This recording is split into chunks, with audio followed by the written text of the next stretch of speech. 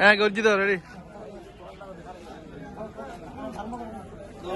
বাড়িঘর ব্যাগ ডুবে ফেলার আর বাড়ির ঘর বর্ষা ফেলা হলে প্রায় 1 কোর পানি হয়ে যাবে বাড়ানি বেগুন যাবে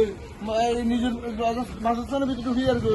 এই পানি কিনা আরো সুরত থেকে কাজে 40 সন্ধ্যা পর্যন্ত সামনে হলবার রাস্তার তো দৈনিক কে মকপজের ব্রিজ যদি দৈনিক কে যায় কাজী স্টলের ব্রিজ যদি সুলতানা মন্দিরের ব্রিজ দিয়ে হজমিক কে এখন এই পানি কিন্তু উত্তমিকে ঘুরে দিই আর এটা জলবদ্ধ করে দিই এবং আর এটা মসজিদ সামনে পর্যন্ত 1 হাঁটু পানি হয় আর পুরো বেশি হলে মসজিদ মারা এবং পূর্ব ভাষাও ডুবিতর এডর আরো বেগুন আর প্রতিবাদ ধরে নিয়ে আনার একটা সময় বেকুর রাজি আছে নি হাত তোলো হাত তোলো ঠিক আছে না রাসেল আঙ্কেল কিছু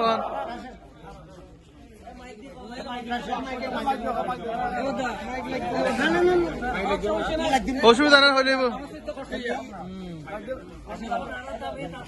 বর্ষা মৌসুমে পাহাড় থেকে যে জল নেমে এসে